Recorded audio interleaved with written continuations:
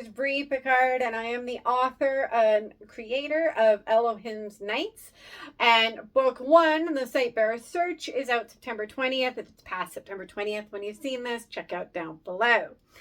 Today's video is going to be a little bit of a conversation, because as you can tell from the title, we're answering the question, is the Sightbearer's Search, or Elohim's Nights in general, is it a Christian fantasy? And from my perspective, that could be both a nuanced question as well as a blunt yes or no question. So let's get into it a little bit. Before I get started, if you're interested in any behind the scenes, if you want to know more about tectonic plate maps, if you want to know more about beds, if you want to know anything behind the scenes, check out the other videos that are on my channel, as well as you can click the link down below for joining the email list. That's my spiel for the video. So, is this book a Christian fantasy? And the real and honest answer is yes. Does that mean that as a non-Christian, you can still enjoy the book? Yes. Because I have read countless fictions that have a religious foundation or a biblical foundation, and the way that it is written, it has those elements in it. It's very clear to those who know their Bible, who know their belief system. But the reality is it's just a plain plumb good story. I also have read books that don't have a clear Christian foundation, but they have a religious system. Most fantasies have some form of religion in them. I can think of Donata K. Paul, the Dragon Spell series. She has, it's very clearly a Christian foundation, a Christian basis, but it's a great, fantastic story of good versus evil. I think of Elizabeth Moon, the Deeds of Pax and Arion. That has very clearly a polytheistic, which is a fancy word for many deity, religious belief that is pivotal in the world and in the plot. I think of Mercedes Lackey. She also has religion foundations, different beliefs, systems, and religions in her story as well, that also play very pivotal roles in her society that she's created. Can people who are not Christians read it? Absolutely. Should they? In my opinion, yes. Just like Christians should, anybody should read it. And I say the word should because I think it's a great story.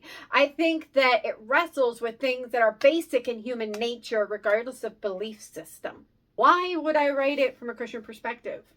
And the reality is that is my perspective. I actually, one of the renditions of the book, one of the drafts, actually wrestled with the thought of what would happen if something horrific happened, like Rana dying, which if you watch my other videos, that is what happened, or not originally.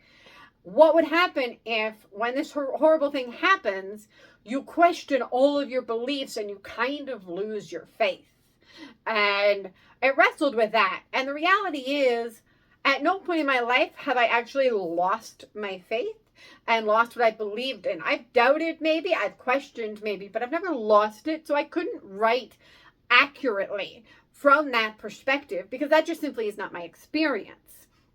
So I wrote from a Christian viewpoint, a faith-based viewpoint, because that is my own personal experience. Now, I do have a character in here that very clearly in certain lines, and you'll find out in a future book why, where he really is kind of like an agnostic. He believes that Elohim, which is the deity, hence Elohim's Nights, he believes in Elohim. He knows he probably exists, but he kind of believes that Elohim just doesn't have anything to do with him, doesn't care about him, doesn't, like he's just a God above all things that just doesn't have anything to do with what is happening in the moment, which is a viewpoint that a lot of people, even some Christians, have, and is a viewpoint that there have been occasional times during which I have doubted, that I have wrestled with as well. But the main reason why I write from a Christian viewpoint is the fact that I am a Christian, and it is not something that I can just shut off. I know there are some authors out there. Elizabeth Wheatley comes to mind. I haven't read her stuff. I am intrigued by her stuff, and frankly, since I have discovered her, I just haven't had the means to buy her book, but I would love to, particularly her earlier ones. But she makes a very intentional choice not to write for a Christian audience.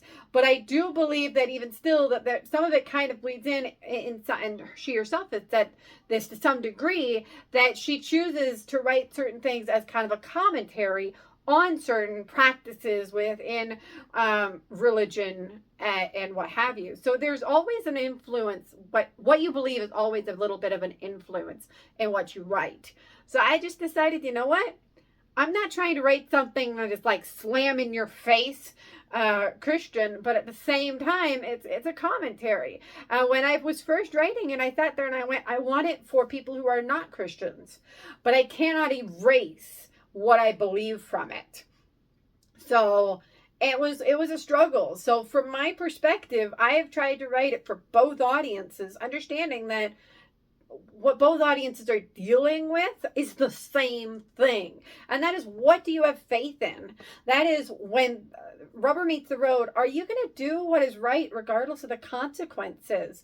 Does it make sense? Is it logical? Is it a good, like doing good versus evil and spiritual warfare, which people, I don't care if you're talking about Christianity, I don't care what religion you're talking about, or if it's the universe or what have you, there's very clearly something at play that is definitely a good versus evil. And I think that some of the commentary that needs to be made on that subject is in the book. I will say that there are very little to no like direct biblical references. Now, if you know some of your language, you'll know that the word Elohim, historically, as well as in the Bible, was used by many religions as a form for a higher spiritual being. And in the case of certain areas and certain cultures, it was many spiritual beings. However, as biblically, as the Israelites continued, they took that term and they changed it to mean Elohim, which was God on high. I believe. I'll fact check that. I know that it came to mean a specific thing, particularly when they used it. And that is the idea in Elohim's Nights. It is a single deity. So all that is to say, my Christian worldview is very much influencing the characters, influencing the story, influencing some of the interaction. So the question then becomes, are there any biblical themes in the book? And the answer is absolutely. I think I've made that perfectly clear. The whole theme in this particular book, spoiler alert, is faith. Is that question of faith? Is the wrestle with it? Is it the, are you going to trust? And that looks different depending on the characters. And it's not, like I said, it's not bam in your face. It's kind of like this subtle undercurrent that just like, that's kind of always the question is, are you going to trust? And it's not just faith in a deity. It's faith in your friends, faith in your family, faith in those around you, faith in training, faith in those above you and below you, like having that level of trust. And how do you wrestle with that, knowing that trust can lead to heartache and to hardship? That is one of the themes, central themes in the book. And that is based on a Christian worldview. So the question is, if you're a Christian, is this something you want to read? Well, that's up to personal preference. I know that there is a history of Christians who are very opposed to fantasy because of things like sorcery, magic, and things like that. And I just want to be perfectly blunt. There's possession in this. There's demons in this. There's angels in this. There are all kinds of nasty also in this. Just antagonists that are just downright evil. But here's the reality. That is a world we live in, so we cannot deny its existence. But if you're worried about magic spells and stuff like that, don't. I don't have those in there. If you're worried about explicit scenes, it's not in there. This is a very clean fantasy. It is direct. There are scenes that are not explicitly described, but you know what's happening, kind of deal. I would equate it to the first bit of Elizabeth Moon's Pax and Arion, where there is a scene in Pax and Arion that she is severely hurt by two men. And because it's on YouTube, we'll go with that. And but it's not explicit. It's not graphic in a way. Like it's not Game of Thrones, right? I read it as a teenager kind of deal. That's where this falls. So if you're worried about that kind of content when it comes to reading a fantasy, this is a great book for you. You're not going to get any of those, and you won't get any of those in any of my writing. So if you're looking for clean and you're looking for a good story and you're not looking for magic, that's where this comes in. Anything that is a special ability comes from a source that is either angelic or demonic. Either it's from God or it's not. So that is the case in real world. Okay, so I just want to get in close because, whenever I get in close, it's something serious. So here's something that I want to kind of challenge / wrestle with just for a brief moment. The real question of this video is, can faith and belief in God and Christianity be melded with fantasy? And my argument is, it's the only genre that you can truly get in the gritty with. I'm not trying to get preachy to anybody, but here's just a little fun fact that a lot of people skim over in the Old Testament, okay? In the Old Testament, we have Saul, okay? Saul came before David. He was the first king of the Israelites, all right? We have Saul after the prophet Samuel. Yes, Samuel. After he's dead, we have Saul going nuts. We have him nuts going before he's dead, but we have him going nuts. He's literally going insane. And he's trying to figure out what to do. So he goes to a fortune teller and asks her to bring back Samuel's spirit so he can ask him what to do. And she does. And what I find hilarious about that whole interaction is Samuel rips a new one into Saul going, how in the world could you do this? How? Like, this is not right. This is not good. What are you doing? And he's not talking about the question he has. He's talking about the whole calling on Samuel. Okay? It's a part that's not preached about very often in churches. It's a very interesting little factoid. It's like a little blip that gets skimmed over because we don't want to talk about how if it's not from God, it's from the devil. And by golly, things exist that are very sketchy and very scary. And if you are one of those people who believe in those things, this is not a judgment. This is my own fear. This is what I believe. So I'm not going to apologize for it. But at the same time, I'm not going to argue about it either. So, but this is the thing that a lot of Christians ignore. And it's a very real thing. So where fantasy is particularly uniquely qualified is that you can use imagination. You can use different realms to make commentary, to remind us and to explore these different factors of what we believe.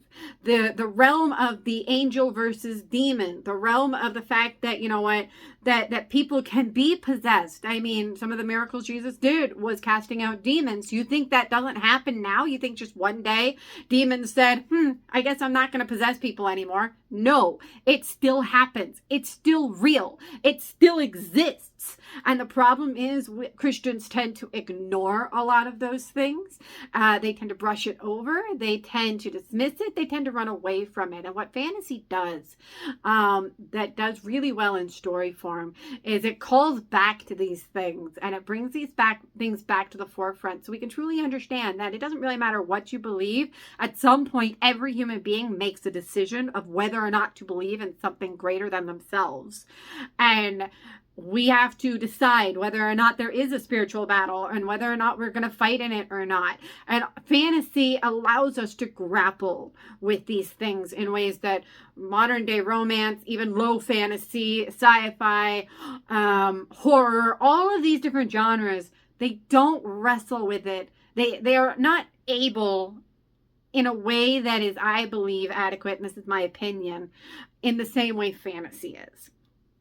So when you ask me if this is a Christian fantasy, it is told from a Christian viewpoint, but it wrestles with things that a lot of Christians don't like to wrestle with. And all 4 books will do the same. All the rest of the 3, they're going to wrestle with some really difficult questions, some really difficult problems that I find a lot of people, whether or not you're a Christian, wrestle with, deal with, fight about, hurt about, and question. So, what I can tell you this, it is a clean fantasy. It is not explicit. It is very much closed door. You'll know what's happening. And there are some scenes that, frankly, if it's ever translated into a movie, I don't know that I want to watch it. Okay? I can read because my own brain censors it out. Right? But there are certain scenes I probably wouldn't want to watch on a TV screen, to give you an idea. Okay? Thank you so much for watching, y'all. I am so thrilled you guys are here. Again, check out all the links down below. Maybe there'll be links around. I got to figure out the whole editing thing. But thanks so much for watching. I hope you're having a wonderful day. I hope you're having a wonderful life. Thank you so much. Love y'all. Bye.